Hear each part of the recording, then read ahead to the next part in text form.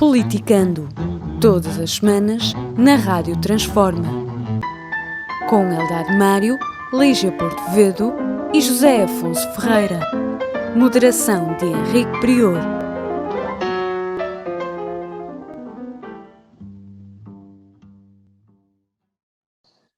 Sejam bem-vindos a mais um Politicando, na radiotransforma.net, no YouTube, no Facebook, no Instagram e noutras redes sociais. Peço-vos, como habitualmente, para partilharem, para colocarem gostos e para subscreverem no YouTube este programa e a Rádio Transforma, o canal da radiotransforma.net e dos seus vários programas que são sempre dignos de serem vistos, de serem escutados, de serem discutidos. Vamos começar este Politicando com a política portuguesa e é algo que parece começar de novo na política portuguesa e parece constituir uma mudança relativamente ao passado. Rui Rio, o líder do PSD, líder da oposição, começou agora a criticar frontalmente o governo. Anunciou, ao contrário do que se deu noutras vezes, anunciou que votava contra o orçamento. Não, parece que não há lugar à discussão acerca do conteúdo do orçamento. À partida, vota contra. E, por outro lado, o que é uma novidade, ele que sempre foi tolerante com o governo no combate à Covid e se mostrava até solidário, dizendo que era um desígnio nacional e não propriamente algo de partidário, mas agora veio criticar a forma como o governo tem combatido a Covid-19. Ora, parece algo de novo na postura política de Rui Rio relativamente à governação e parece que ele, que era acusado particularmente dentro do seu partido por não fazer oposição, agora resolve fazer oposição. Lígia, achas que há uma mudança substancial na postura de Rui Rio? Essa postura é uma postura motivada por uma alteração das circunstâncias a nível externo ao PSD ou é motivado por problemas dentro do PSD, problemas da liderança do próprio Rui Rio? O que achas? Portanto, eu acho que a liderança do Rui Rio está a ser questionada desde o início. Aliás, já inclusive o Parlamento, portanto, o grupo parlamentar do PSD já fez comer lume a Rui Rio desde o início, não é? Portanto, nós sabemos que ele tem lá muitos anticorpos e, portanto, tem que dar de vez em quando prova de vida. No entanto, o facto de Rui Rio ter dito agora que vota contra o orçamento, seja ele como for, é de facto interessante, não é? É interessante porque, e principalmente é interessante a explicação que ele dá, que ele diz que se o voto do PSD, se António Costa não conta com o voto do PSD portanto, para viabilizar o orçamento, porque António Costa em tempos disse que se fosse preciso o voto do PSD para viabilizar o orçamento, este governo estava arrumado, não é? Portanto, ele diz que então, pronto, está dispensado, ele próprio se dispensa. Portanto, isto parece uma cena de ciúmes, não é? É o que me parece, que é uma coisa assim de, enfim, se eu não sou importante, então agora eu vou ficar efetivamente fora. Tu abandonaste-me, eu vou-me embora. Exatamente, é mesmo isso.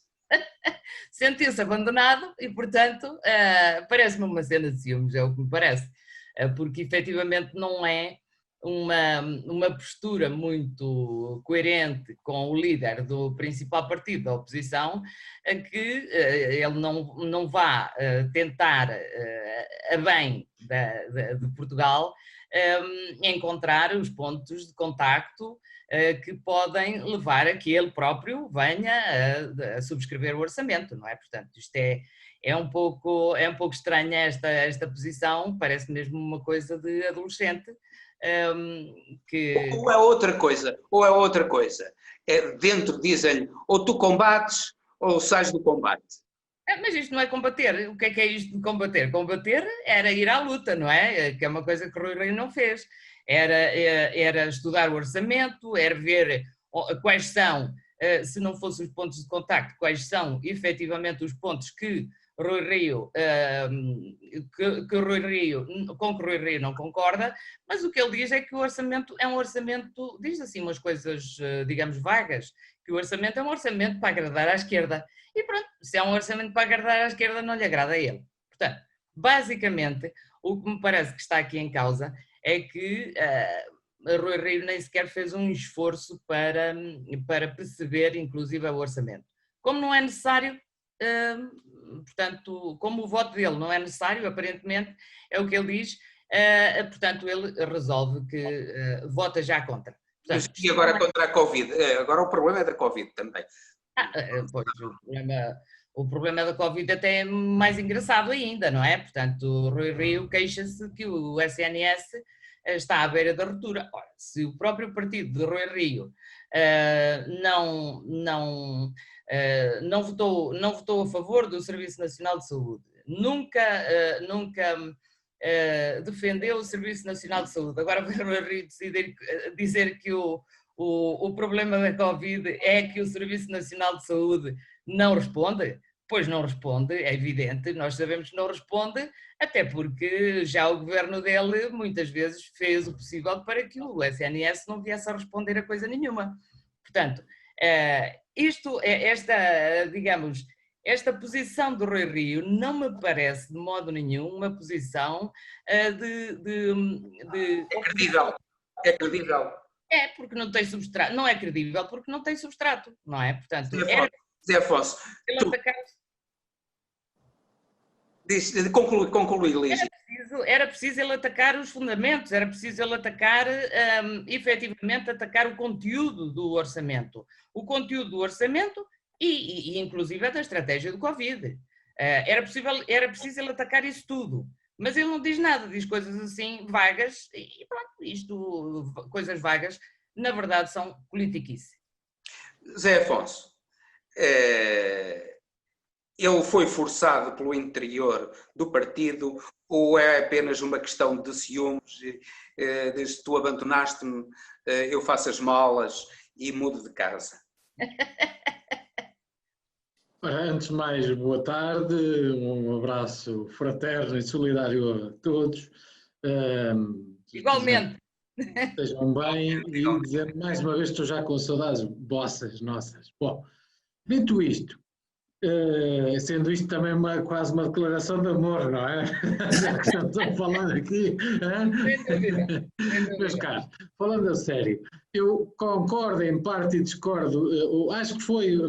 A Lígia aflorou genericamente os pontos todos, eu concordo em parte em algumas coisas, embora me importe esclarecer aqui outras. Bom, eu tinha dito aqui a semana passada, e todos sabem a minha opinião sobre o Dr. Rui Rio, pessoa que estimo muito e com a qual inclusive trabalhou, como é sabido, e conheço relativamente bem, acho eu, mas tinha dito que ele era o quase líder da oposição. Continua a ser o quase líder da oposição e concordo que isto é uma tomada de posição, é um bocado a prova de vida. Se ele é apenas quase líder, a oposição não tem líder? Ou quem é o líder? O que eu acho é que ele não cumpre o papel de líder da oposição e, portanto, é quase líder. O segundo partido mais votado nas eleições tem a obrigação de liderar efetivamente a oposição e de ser a alternativa credível, construtiva que os portugueses podem contar como alternativa, como já disse, ao atual governo e à atual maioria, seja ela simples ou absoluta.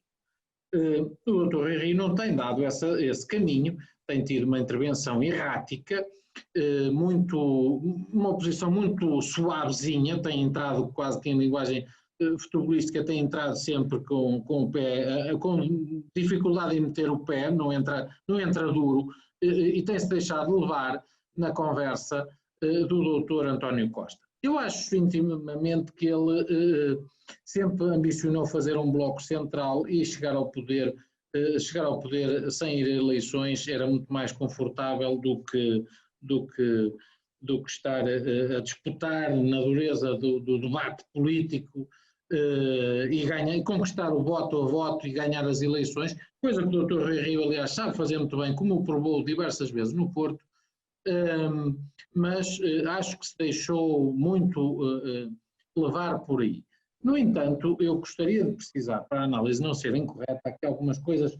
Ele enuncia, eu concordo que estas discussões do orçamento também são muito técnicas e se calhar o líder da oposição não pode estar aqui ponto por ponto a discutir e a justificar a sua opção de voto, mas ele enuncia basicamente o seguinte: ele diz que o orçamento é muito marcado pela pandemia, é verdade, e, portanto, nesse sentido ele não critica a pandemia, não critica o governo, o orçamento é marcado, isso é de facto verdade.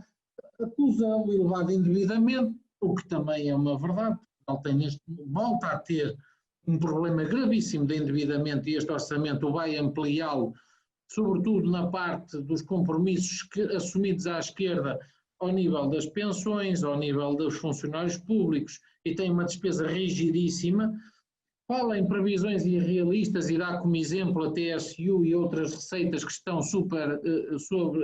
sobrevalorizadas e que não se vão verificar, por muito provavelmente, infelizmente, e fala sobretudo na falta de respostas às empresas, ao emprego e ao reforço do Sistema Nacional de Saúde.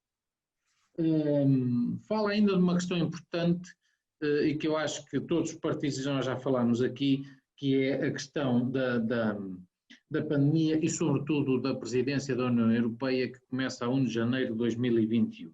E, portanto, qualquer instabilidade política agora seria nefasta para a imagem do país e, portanto, o que eu acho que o Dr. Rui Rio, além da prova de vida, faz é encostar o PS à esquerda.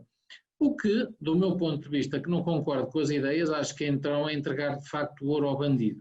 E desse perdeu a imagem e perdoem-me, portanto, o que estou a dizer, não estou a chamar bandido a ninguém, como se compreende, mas do meu ponto de vista, acho que era preferível, de facto, ter negociado ou tentar influenciar por dentro o orçamento com as ideias que eu e ele e as pessoas mais ao centro-direita pensam, do que encostar-nos de facto encostar o orçamento, é pôr o PS nas mãos da extrema-esquerda e continuar a fazer um leilão de quem é que dá mais. E, portanto, nós já sabemos que o PSD e o Bloco vão fazer o leilão, quem é que aumentou mais a pensão, quem é que fez o melhor subsídio para isto, o melhor subsídio, é só despesa. E, portanto, eu acho que fazer este género de oposição, o resultado prático é a pior emenda que o soneto, como se costuma dizer. José Afonso, neste momento nós não precisaremos de meias de despesa, nomeadamente para aumentar o consumo e, portanto, aumentar a procura, que é um grande problema da economia. Meu caro amigo, nós tivemos essa receita nos fins do reinado, entre aspas, daquele senhor que tirou o curso ao domingo, chamado Zé Sócrates, também nos veio com essa lenga-lenga, e o país só saiu, ou só começou a sair da crise com exportações, com turismo, não é com despesa pública, nem com consumo privado, numa pequena economia aberta como a nossa, muito com uma balança comercial muito frágil, com uma quantidade de importações muito grande, que nós vamos desenvolver o nosso país. É pelas exportações, é claro que agora a pandemia condiciona muito. Se os outros países será mais lenta pelo abrandamento das transações comerciais. Se o problema das exportações, com as exportações fechadas... Mas não é pelo consumo privado que nós, até porque a nossa poder de compra é de tal modo pequeno e o acréscimo no poder de compra não resolve problema nenhum na nossa economia. E, portanto, aumenta a despesa pública, o aumento de despesa pública é superior ao benefício que nós temos do lado da produção, da criação de emprego, etc. É uma E, portanto, crença. deve ser pela redução da carga fiscal nas empresas, pela descomplicação dos processos burocráticos, tudo que tenha que favoreça o investimento privado, é o caminho pelo qual o país deve seguir. E nós estamos a seguir, com este orçamento e com as políticas de extrema-esquerda que o PS tem sido forçado também a ir, nós o que é que estamos a fazer? Nós estamos a cada vez mais, aliás, há estudos que provam o peso a rigidez do mercado de trabalho, o peso dos salários, o peso da despesa do empregador em Portugal é superior. Lígia, isto é verdade. Não é verdade, isso é uma falácia. Líquido em Portugal, o empregador tem um encargo superior ao que tem em Inglaterra, por exemplo, ou que tem na maioria dos países da União Europeia. Está estudado, as associações empresariais já demonstraram, há estudos que provam isto, que nós temos uma carga sobre as empresas que é incomportável, é inibidora do progresso do investimento, é pelo investimento privado. Mas o preço da nossa mão de obra também é muito inferior. As exportações, pelo turismo, que é uma exportação indireta, que nós resolvemos os nossos problemas estruturais e económicos. Nós, o caminho que estamos a levar, leva-nos a maior despesa pública, consequentemente, maior endividamento, maior dívida, e isso são impostos futuros e é um encargo para as gerações futuras. Claro que estamos muito condicionados pela pandemia. Neste momento estamos muito condicionados pela pandemia, mas globalmente a análise que o Dr. Rui Rio faz, eu concordo com ela. Agora, as conclusões se calhar seriam diferentes. Eu acho que era preferível tentar influenciar o orçamento e o PSD assumir o papel de liderança e não dizer já que vota contra e tentar melhorar o orçamento por dentro do que esta posição. Mas concordo que isto é a prova de vida e é de certa forma a prova de vida da oposição do Dr. Rui Rio. Temos que respeitar a posição dele. Mário, obrigado Mário. Então, o Dr. Rui Rio está a fazer prova de vida, tem alguma razão, é necessário, há uma ausência de apoio às empresas, era possível a diminuição da carga fiscal, nomeadamente da carga fiscal sobre as empresas, neste momento, como o Zé Afonso está a dizer. Isso era possível? Ora bem, olá a todos. A primeira coisa que eu gostaria de dizer é que a posição do PSD sobre esta matéria é uma posição completamente original naquilo que vem sendo as posições que todos os partidos tomam relativamente aos sucessivos orçamentos desde 2015. Desta vez tem esta originalidade. É que o Dr. Rui Rio faz uma espécie de amuou como é um amu.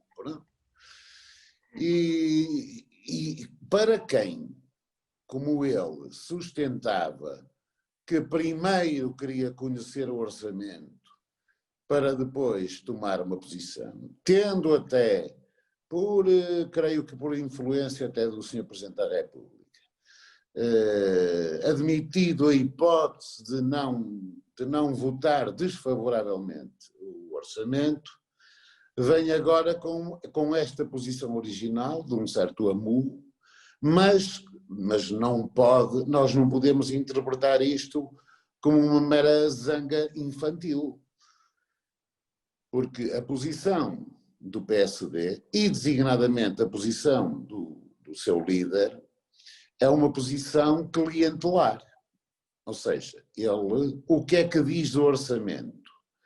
Ele diz que o orçamento é mau, que não combate eficazmente o desemprego, que não apoia as empresas, que existe, que não há sinais de um certo alívio da classe média e que até o próprio Ministro das Finanças já admite que venha a acontecer um orçamento retificativo.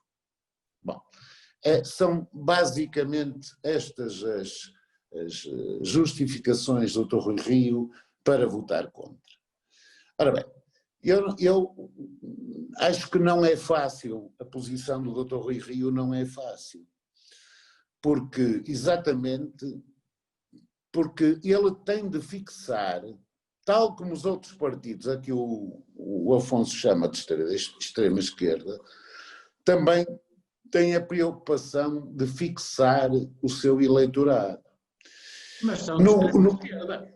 Sim, mas o Dr. Rui Rio, além da dificuldade acrescida de fixar um eleitorado que tem vindo a perder, tem também uma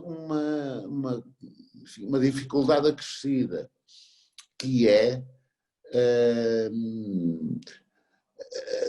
enfim, de alguma forma, agradar ou suster ou neutralizar, melhor até esta expressão, neutralizar os críticos dentro do próprio partido. E, portanto, como ele sabe que existem e que são críticos fortes, ele de alguma maneira tem de contentar ou pelo menos neutralizar esta gente. E, portanto, eu penso que a posição do PSD relativamente a este orçamento não é nada fácil. É uma posição difícil e enfim, creio que a ovação que o grupo parlamentar lhe deu relativamente a estas justificações são, no fundo, o acolhimento a uma posição que é o de estar contra o orçamento, seja ele qual for. E, portanto, não há aqui justificações técnicas. Há uma justificação política, como diz a Lígia, vaga, que é do desemprego, o orçamento é mau, que não apoia as pequenas e médias, as empresas, ele nem distingue as pequenas e médias, que não apoia as empresas e que realmente também, como diz o Afonso, que vai criar uma despesa pública que poderá ser difícil de contornar no futuro. Basicamente é isto que o Dr. Rui Rio diz, mas não justifica, nem propõe alternativamente medidas concretas. Ele não faz isso. E creio que a posição do PSD, no fundo, não é muito diferente. Por incrível que ele pareça, não é muito diferente das posições que assumem o PCP e o Bloco de Esquerda. É igual. Também tem que agradar à sua clientela política e, portanto, estas exigências que o PC e o Bloco de Esquerda faz, a diferença que tem para o Dr. Rui Rio é esta, é que vão ao âmago das questões e propõem coisas concretas. O Dr. Rui Rio e o PSD não o fazem. Esta é a grande diferença. Vamos mudar de tema e vamos para um tema extremamente interessante que marca um tempo, que é a posição do Papa face aos homossexuais. Zé Afonso, creio que és católico apostólico romano. O que é que achas desta posição do Papa? É uma heresia, como dizem alguns, até se diz acabou a Igreja Católica? Ou é algo que alguns católicos chamam compaixão? Eu acho que é um bocadinho de tudo isso. Mas temos que desmontar aqui um bocadinho o contexto em que portanto, isto é dito num contexto de um documentário,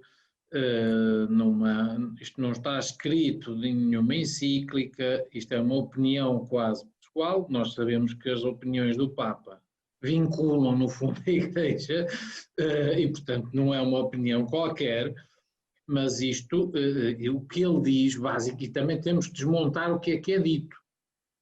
E o que é dito é uma coisa que eu acho que é do mais elementar bom senso e até humanidade. Na Igreja Católica, pelo seu fruto por um lado da rigidez e, portanto, e da doutrina e de tudo o que está escrito, é difícil a Igreja adaptar-se a esta realidade, mas terá que o fazer. E o Papa, o Papa Francisco, com a sua capacidade de comunicar, com a sua inteligência e com a sua esperteza, desculpem-me falar desta forma, mas é um homem do seu tempo, é um homem que percebe, é um bocadinho aquilo que eu dizia há bocado do Dr. Rui Rio, só que ao contrário, ele percebe que tem que se adaptar aos tempos e que se não o fizer é pior a emenda que o soneto. E, portanto, ele consegue com isto que a Igreja se adapte à corrente do tempo e à realidade das novas famílias e à realidade da sociedade atual, e com isto não perca fiéis. E com isso a sua palavra e o seu rebanho aumenta. E o que ele diz é basicamente isto. Não os posso expulsar, a Igreja não tem o direito de se imiscuir na intimidade, no fundo, desculpem-me, traduzindo, é mais ou menos isto, a Igreja não tem que se meter com a intimidade, quase com quem é que as pessoas escolhem dormir. A Igreja não os pode excluir, tem que respeitar essa opção individual dessas pessoas. E tem que os acolher e não os pode expulsar. Creio que é mais ou menos este o sentido do que é dito. Não é dito que eles podem ser clérigos, não é dito nada disso. Eu percebo que há aqui depois... Que podem casar catolicamente. Não, isso não é dito.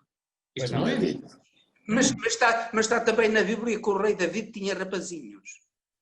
Isso não é dito em lado nenhum. Claro que há aqui um grande desejo por parte de grupos de pressão de que isso venha a acontecer.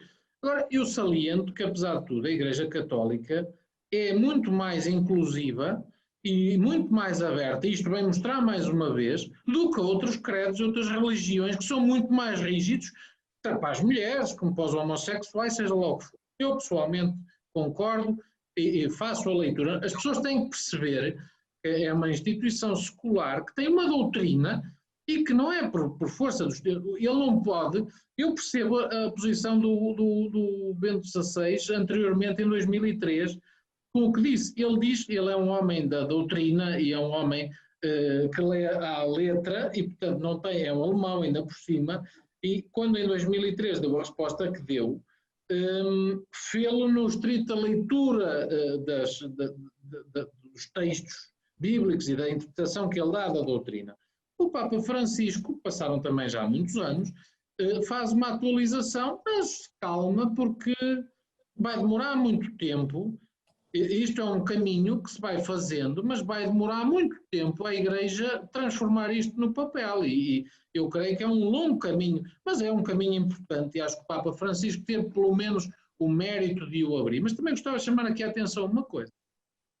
Eu confesso que tenho uma admiração grande pelo Papa Francisco, mas ele, de certo modo, há ali algum populismo que eu não subscrevo inteiramente. Aliás, o Mário sabe, já falámos sobre isso. E, portanto, o mesmo Papa Francisco, em 2010, quando esta questão se levantou em Buenos Aires, opôs-se. Opôs-se. Quando se discutiu na Argentina a legalização do casamento entre homossexuais, este mesmo Papa, na altura não Papa, na altura, opôs-se a que essa discussão fosse, aí que a Argentina desse esse passo. Terá evoluído a sua posição? O vir para a Europa fez mudar de... não, é diferente. Terá sido a providência divina que lhe deu luz? Deus queira que sim. É verdade, Mário. Foi a providência divina que lhe deu luz? É o aceitar os sodomitas? Ou é apenas o pensar que a Igreja é uma Igreja que diz que é a Igreja do amor e, portanto, o amor também não está excluído, o amor entre os homens? Ora bem, deixa-me voltar um bocadinho atrás, porque quando o cardeal Bergoglio, Mário Bergoglio, era arcebispo na Argentina, de facto, o que ele se manifestou quando foi ouvido foi contra o casamento entre homossexuais. Ou seja, o sacramento, segundo a doutrina da Igreja Católica, o casamento não é um mero contrato civil. Contrato civil é para a nossa legislação portuguesa. Isso é que é verdade. É um contrato civil.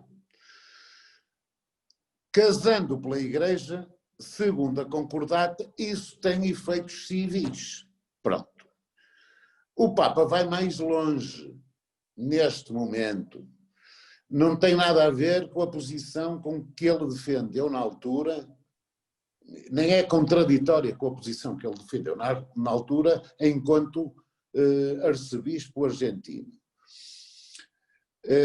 O que ele defende agora é que é preciso, de alguma maneira, legislar no sentido de proteger as uniões civis entre pessoas com a mesma orientação sexual. No fundo é o que ele diz. Sim, porquê? exatamente. Porque são todos filhos de Deus e, portanto, merecem o respeito e o acolhimento da Igreja Católica como, presumivelmente, uma Igreja abrangente de todos os seres humanos e que pretende integrá-los, digamos, nas questões da bondade, do amor, da proteção que é devida a todos os seres humanos. É neste contexto que eu interpreto as palavras do Papa Francisco, porque na última encíclica, eu já conhecia a encíclica a Laudato Si,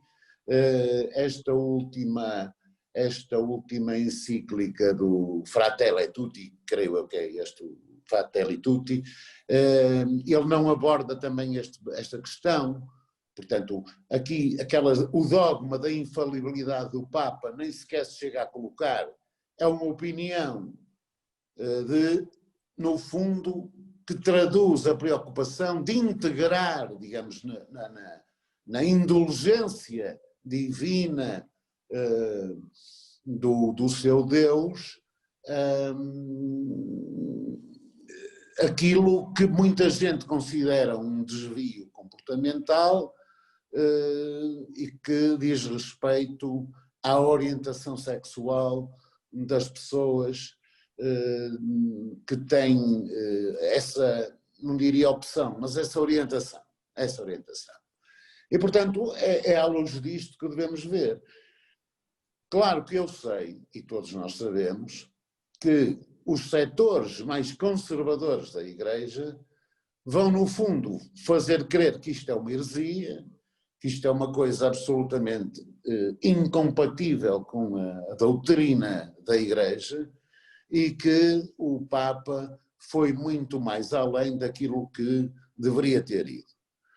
Mas eu estou convencidíssimo, aliás, eu sou, não sendo crente, sou um grande admirador do Papa Francisco, porque, pelas razões que são óbvias, é um homem preocupadíssimo com a felicidade humana e designadamente com a felicidade sentimental e material dos seres humanos. Tem dito repetidamente que a miséria não é compatível com os direitos humanos, que esta sociedade neoliberal, capitalista e terrorista não é, digamos, a chave para resolver os problemas da humanidade e, portanto, neste contexto, eu acho que esta posição dele é uma posição, como diz o Afonso muito bem, é uma posição de amor, de bondade, pronto, de acolhimento. É uma realidade que ninguém pode colocar em causa neste momento. Lígia, também achas que é uma mudança da atitude da Igreja para com os homossexuais? É uma atitude, no fundo, de valorizar o amor entre as pessoas e de as proteger, até como o Eldad acabou de dizer? Pois, eu estou de acordo com o que disse o Eldad Mário e também em parte com o que disse o Afonso. Evidentemente que o Papa Francisco tem tido esta coragem, não é? Digamos assim, de afrontar alguns dogmas da Igreja mais retrógrada, mais imóvel. No entanto, eu relativamente a isto só tinha uma coisa a dizer, e relativamente ao Papa Francisco. O Papa Francisco disse agora que acha que os homossexuais têm direito a fazer parte de uma família. Como é que o Papa Francisco até hoje ainda não defendeu que as mulheres têm direito a fazer parte da hierarquia da Igreja? Enquanto isto não acontecer, tudo o que o Papa Francisco possa fazer vai soar a muito pouco. Muito bem, vamos mudar de tema e vamos então para as eleições americanas e agora para a postura de Trump chamando criminoso a Biden e para a descoberta de que afinal de contas Trump não era o empresário de sucesso, mas e nem atacava tanto a China como dizia. Pelos vistos pagava muito mais impostos na China do que pagava nos Estados Unidos da América.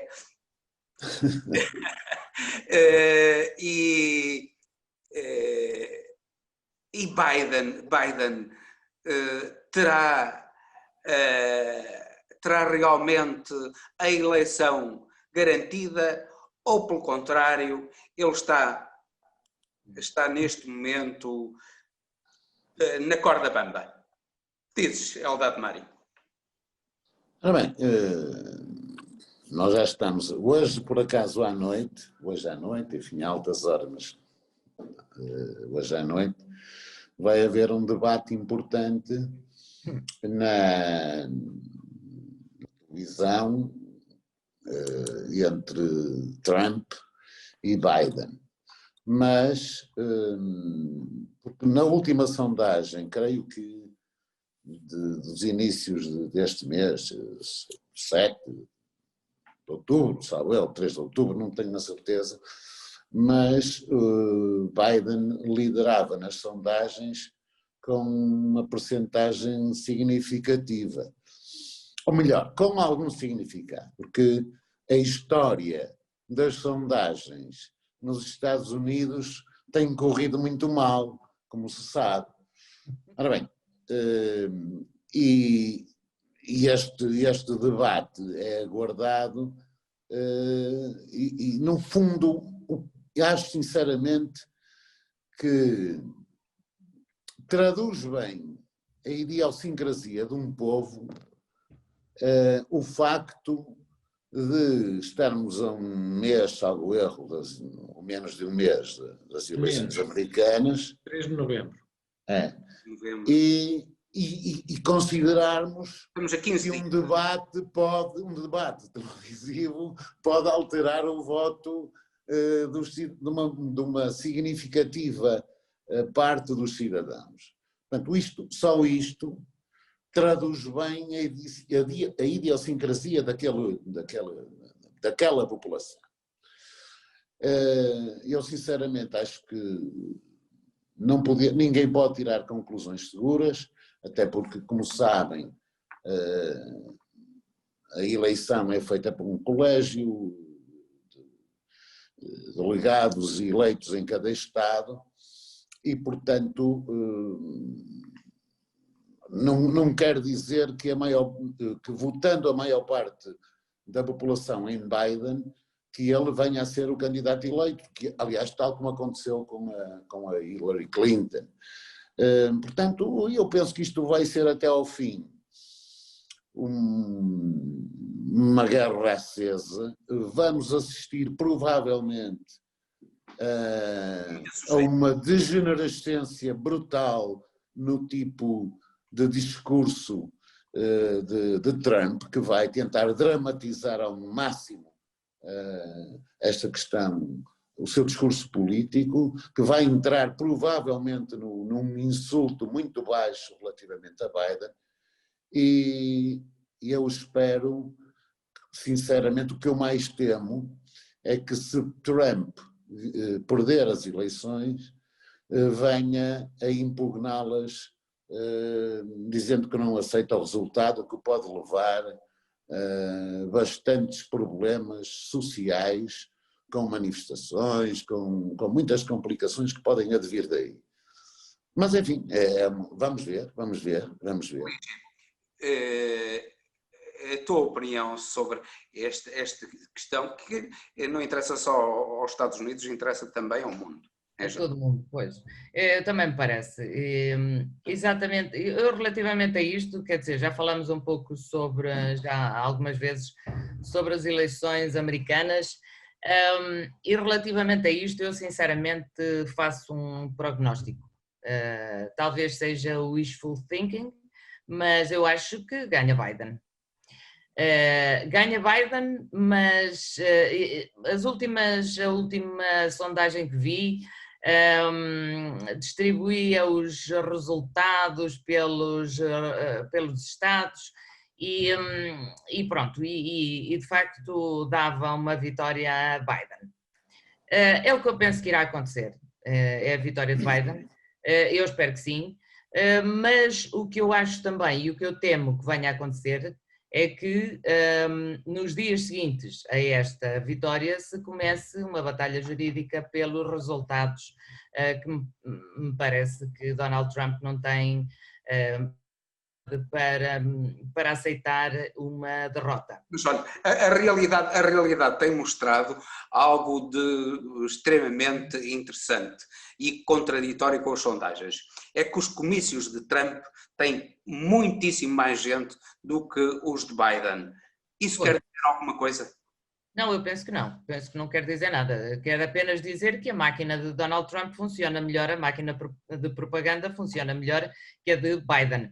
Por outro lado, o próprio Biden também é uma pessoa que, é um candidato que, em termos da crise pandémica, tem mais consciência, não é? Portanto, acredito que não force tanto a que haja aglomerados de pessoas como força Donald Trump, que simplesmente ignora os perigos. Ignora os perigos, não é? E, portanto, o que me parece é que isso é um bocado para impressionar. Eu penso que vai ganhar Biden. Penso que logo a seguir vamos ter uma grande batalha jurídica e espero que não tenhamos mais problemas também com aqueles grupos de extrema-direita que apoiam Donald Trump e que, se Donald Trump não aceitar os resultados das eleições, é muito provável que isto lhes dê força para fazer alguma coisa. E como nós todos sabemos, nos últimos meses, dentro já do surto pandémico, os americanos têm estado a armar ainda mais do que estavam antes. E uma população armada, até aos dentes, como eles efetivamente são, é muito difícil de conter. Zé Afonso, a tua visão sobre as eleições, sobre a forma como a luta eleitoral está a ser desenrolada, com acusações de que Biden é criminoso, é um criminoso. Bem, isso aqui pressuponho que em Portugal isso não seria possível, porque provavelmente seria movido procedimento criminal contra quem dissesse uma coisa dessas. Mas nos Estados Unidos, pelos vistos, tudo é possível e diz-se uma coisa dessas impunemente. Pois. Bem, mas Trump também dizia que o Cristiano Ronaldo podia ser o Presidente da República Portuguesa, não é? Portanto, que valor é que podemos dar a isso tudo? Que valor é que podemos... os Estados Unidos, neste momento, estão para o seu candidato... Isto é, Trump é um espelho da nação. Eu acho que o sucesso do Trump, por um lado, há 4 anos, foi o insucesso dos democratas, foi o insucesso da governação do Obama, a falta de capacidade de resposta, de um discurso politicamente correto ao estilo de vida americano, às ambições dos americanos. E os Estados Unidos são uma sociedade e um país que, apesar de ainda liderarem o mundo em muitos aspectos, nomeadamente na geopolítica, no acesso a alguns recursos, na liderança nas novas tecnologias cada vez mais seguidos pelos chineses e por outras nações emergentes, as Coreias, etc., a Coreia do Sul, os Estados Unidos ainda têm esse papel liderante, mas são uma sociedade em profunda crise. E o Trump beneficiou disso há 4 anos e prometeu restaurar a América um bocado o sonho americano. E o Trump é um bocado o candidato do sonho americano. Se nós virmos, o seu discurso é muito naquele sonho americano das pessoas se fazerem pelo seu mérito, pelo seu trabalho, por uma sociedade liberal, irem do coast to coast. E ele cavalgou muito nessa onda, e na onda do descontentamento dos desempregados de Detroit, as pessoas que ficaram com casas sem valor, etc. E tentou galvanizar a vida, os americanos. E desse ponto de vista, e até janeiro deste ano, ele foi muito eficaz. A economia americana estava a ter um progresso muito, muito significativo, com números que há muitos anos não tinha. E, portanto, o Trump deu essa resposta. E se não fosse, o que eu acho é que estas eleições, e é aqui que eu quero chegar, não vão resolver nada. Primeiro, até pela idade dos candidatos, eu acho que o Trump, nenhum deles é a resposta que os Estados Unidos precisavam. Eu acho que nenhum americano lúcido gostaria de ter algum deles a presidente. Não é um argumento, Zé Afonso. Sinceramente. Eu acho que esse não é um argumento. Eu acho que estas eleições para os americanos não vão resolver nada. Qualquer um dos dois a ganhar não vai resolver nada. Eles também só podiam estar 2 mandatos, portanto também a idade não é muito. Estás a ver o Biden fazer 2 mandatos? Acho que vou colocar uma questão muito importante. No fundo, qual é o grande combate do Trump e que diz que aí o Biden claudica, que é o combate à China. Repare, eu ainda há pouco estive a ver uma coisa impressionante. Foi, nos 13 maiores exportadores mundiais, a China só começou a aparecer em 2009. Em 2009, a China aparece pela primeira vez como 13º exportador mundial. E neste momento, é de longe, e presumo que este ano, então, será abismalmente de longe, o maior exportador mundial. Que discurso é que é possível, para combater esta hegemonia chinesa? Eu acho que, sinceramente, acho que isso vem muito a propósito isso que tu dizes, Henrique. Porque, na realidade, em primeiro lugar, no tempo antes da Covid, os Estados Unidos estavam a ter resultados importantes a nível da economia. E eu acho que, no fundo, foi a Covid e as sucessivas posições da Covid que deitaram, digamos, um bocado a perder, digamos, a posição, a imagem do Donald Trump.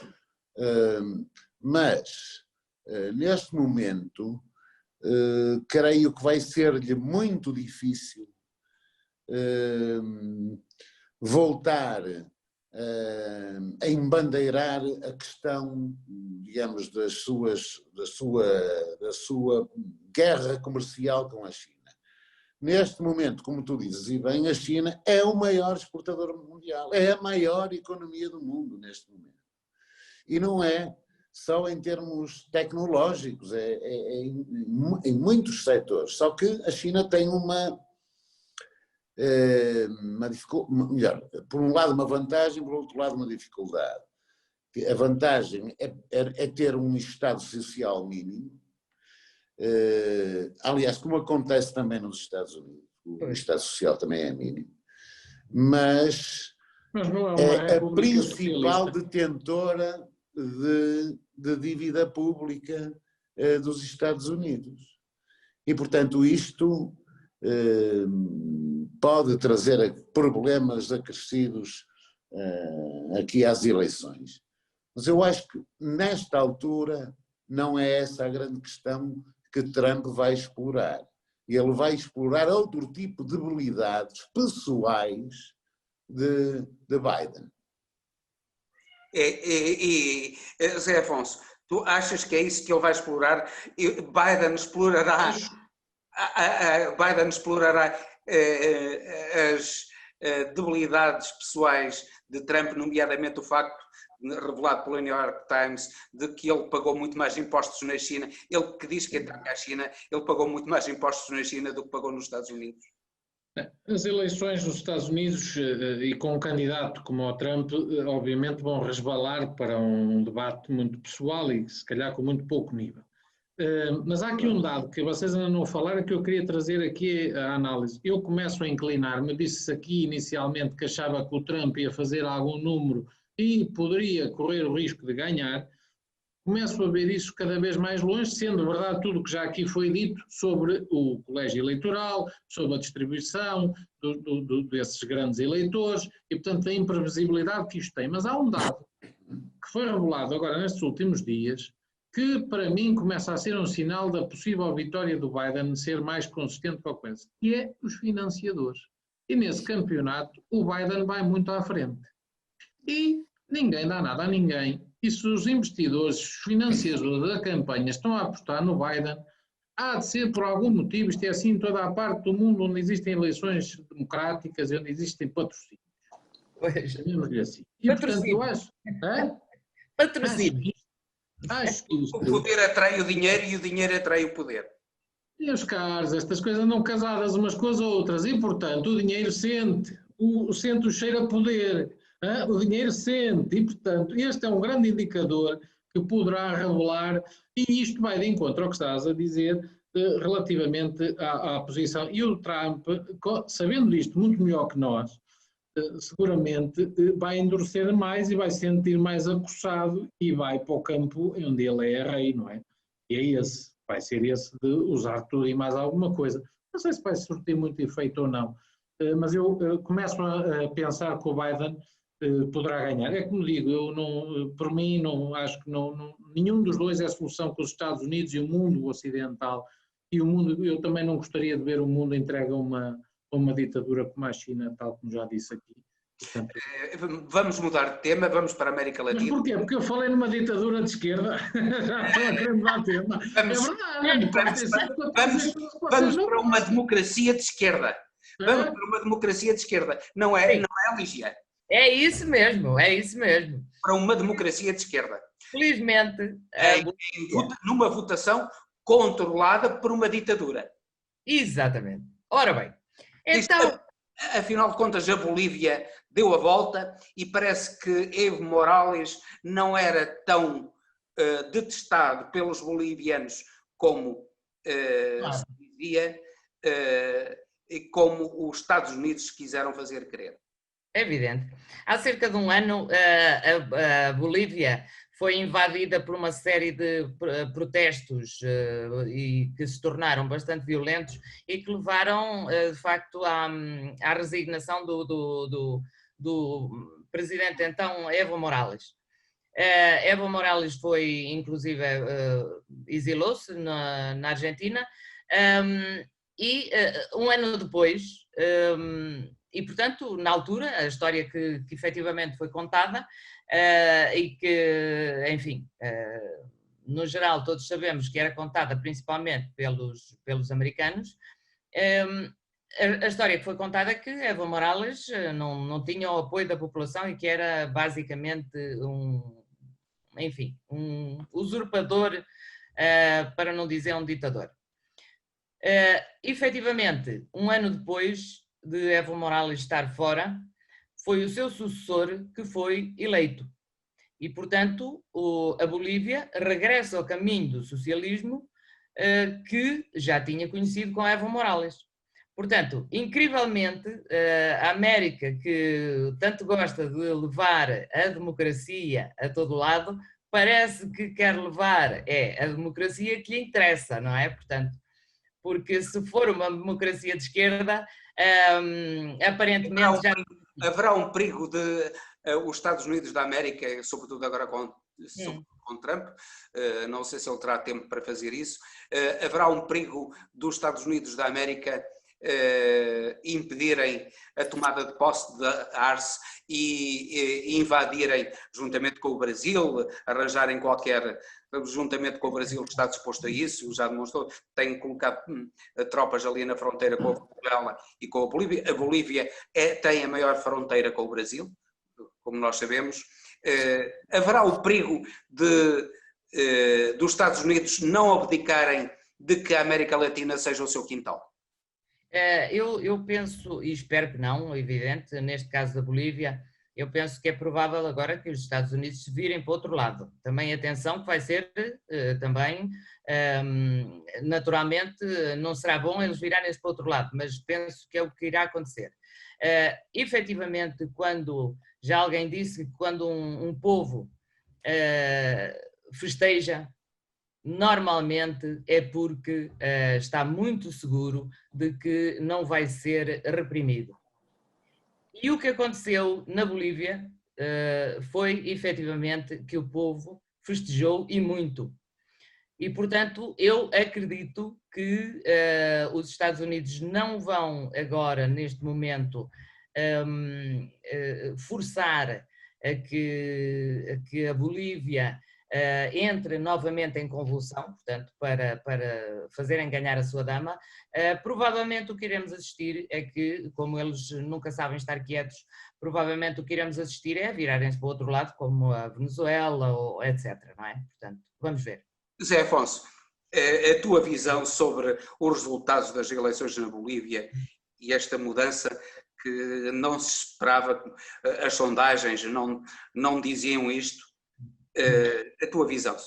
A minha visão, vocês, os dois, o Henrique e a Lígia, estão a fazer uma extrapolação que ninguém sabe.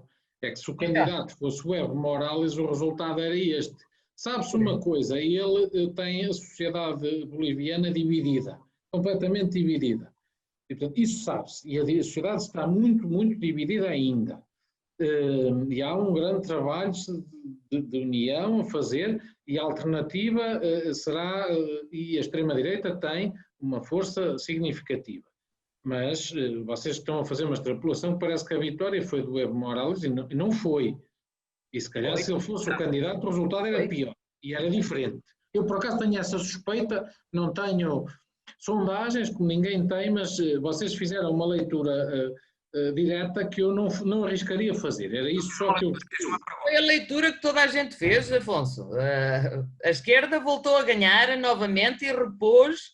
Eu também vos devo dizer, também fazem outra leitura que eu acho que é abusiva, e basta vermos o que foram os mandatos dos democratas recentemente na política externa americana, e não vejo. A política externa americana é muito coerente. Sim. E não acreditem que o Biden vai mudar muito em relação ao que fez. O Obama promoveu o golpe no Brasil. Ponto. Portanto, a política externa americana, posso estar enganado, mas não tenham também essa esperança de que, aliás, o conceito de esquerda-direita, como nós sabemos nos Estados Unidos, não se vê propriamente entre republicanos e democratas. E, portanto, em matéria de política externa, eles são muito coerentes. E, aliás, acho que o próprio Obama foi um dos fracassos. Eu tive esperança no Obama, Júlio. E foi, desse ponto de vista, então, da política externa, o maior fracasso dos mandatos do Obama e uma perda de tempo.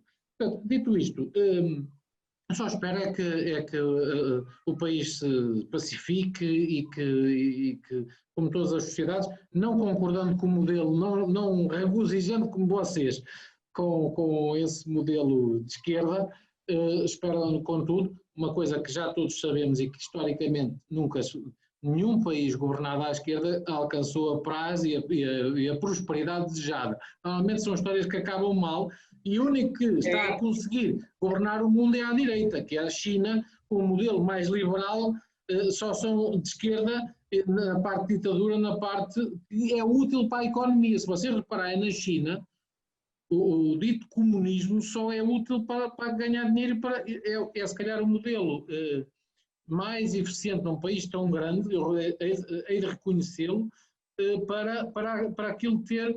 Eu gostava de ver a China, e acho que esse era o que um presidente americano do futuro devia fazer, era chamar a China. Claro que a gente sabe que as multinacionais que apoiam as campanhas não lhes interessa isto, era chamar a China, chamar a Indonésia, chamar todos esses países da mão de obra barata e obrigá-los a ter uma legislação de trabalho semelhante à dos países ocidentais. Mas, obviamente, que as multinacionais... Combatendo o dumping social. Mas a questão, exatamente, esse é o caminho que o mundo deve seguir. Os Estados Unidos têm legitimidade para combater o dumping social. Esse é o caminho que os Estados Unidos devem seguir. Dito isto, eu gostava também de deixar aqui, penso que será a última intervenção, gostava de deixar aqui 2 ou 3 notas breves, fora este tema. Gostava de dar hoje, estamos na quinta-feira, hoje o nosso João Almeida sai da liderança temporariamente, espero eu, do Giro de Itália, mas é um grande herói, já é um grande herói, é alguém que está a levar, nestes tempos tão difíceis, a esperança, está a levar o nosso nome do nosso país por aquelas estradas e por aquelas casas, e por obrigar os italianos a verem português a andar ali, a lutar mesmo daquela forma, é um orgulho para todos. Depois, não falámos aqui nas eleições regionais dos Açores, que acontecem em plena pandemia, são um teste a muita coisa, e eu gostava de deixar aqui uma nota, antes de mais, para a participação dos açorianos, a democracia constrói-se, antes de tudo, nos atos eleitorais, e, portanto, e a forma como os partidos estão a adaptar a isso, e gostava de deixar a sugestão para que falássemos um dia destes a sério da violência em determinadas partes de Moçambique, que é um tema que continuo muito, muito preocupado. Poderemos, num próximo programa, falar disso. Henrique, desculpe, eu prometi uma coisa e hoje, ao de leve, ainda não tenho o quadro, mas confirmo, somos o 3º país com pior investimento em cultura na União Europeia, em que o peso do investimento cultural é o mais baixo. Confirmo a suspeita que tinha, é de facto o nosso peso do nosso Ministério da Cultura é dos mais baixos em toda a União Europeia, tal como já suspeitava, mas posso desde já adiantar isso. Ainda não tenho o quadro completo, mas posso adiantar isso. Mas o Rio não falou disso. Pois. Olha, há uma mudança substancial na América Latina. A América Latina pode começar a virar à esquerda. Já temos o exemplo das eleições argentinas, em que o candidato da esquerda ganhou com uma maioria esmagadora. Aqui também, aqui na Bolívia... não foi esmagadora. Mas... Aqui não foi esmagadora, mas foi substancial. Foi uma diferença de quase 20 pontos.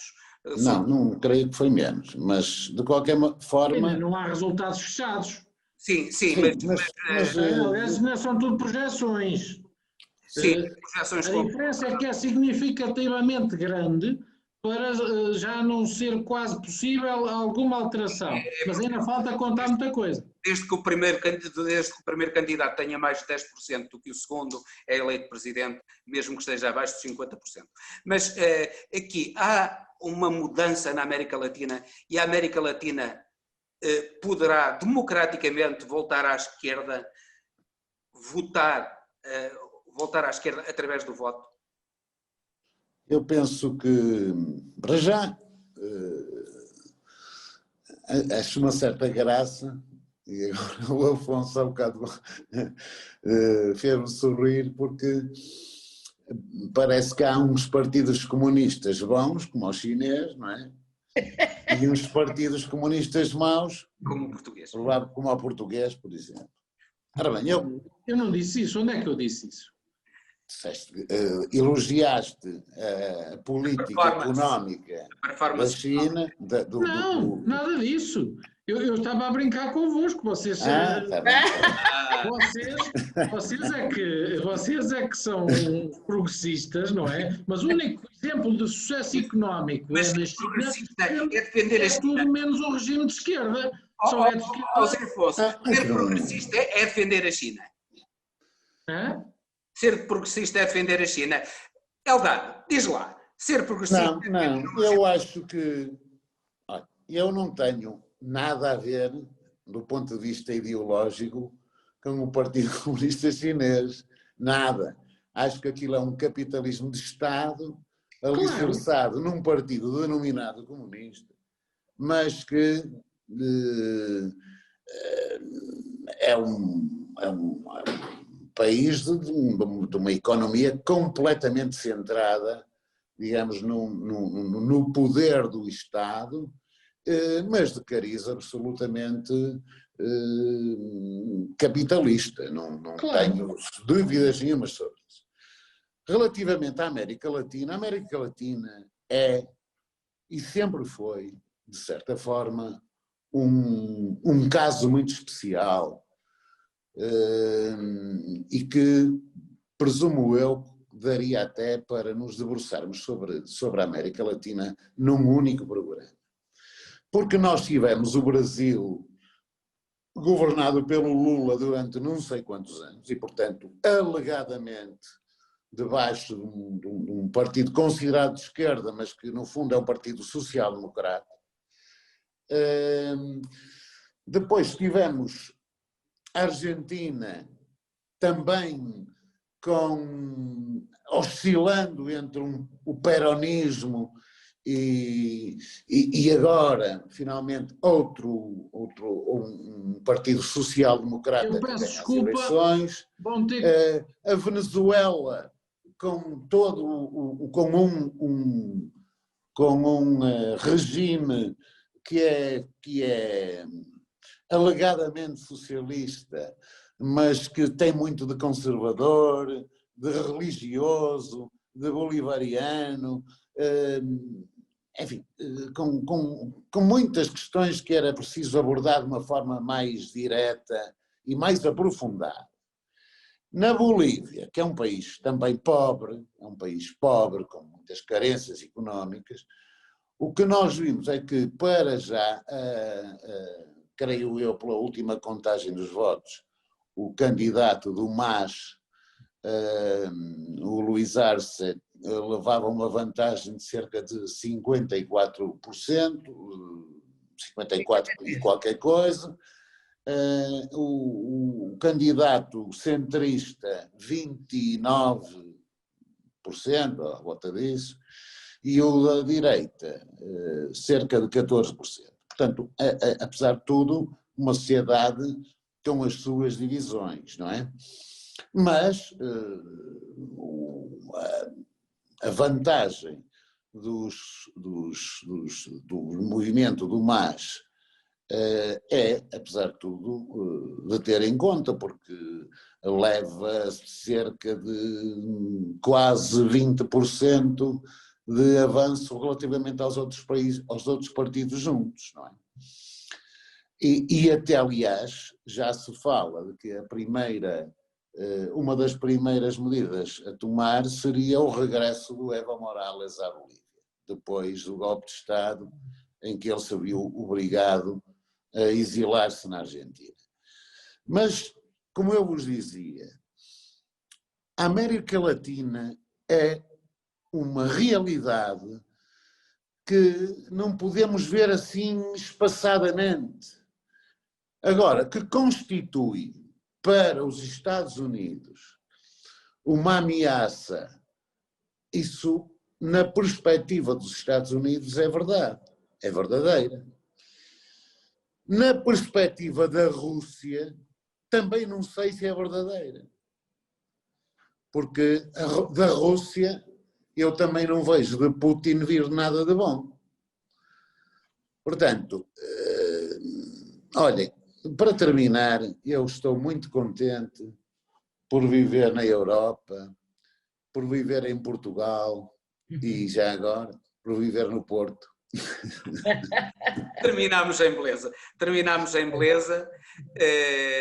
Despedimos aqui até ao próximo Política Impura, com a promessa de que iremos falar de Moçambique e também da América Latina, um programa só dedicado a Moçambique e à América Latina seria extremamente interessante. Vamos procurar fazê-lo então num dos próximos programas. Então, despeço-me com amizade de vós, dos nossos ouvintes, espectadores, até ao próximo Politicando. Na radiotransforma.net, no YouTube, noutras redes sociais, pedindo-lhes que subscrevam o nosso canal, subscrevam este programa, que o ouçam integralmente, porque ele merece ser ouvido de princípio ao fim, e que o partilhem também. Então, até ao próximo Politicando.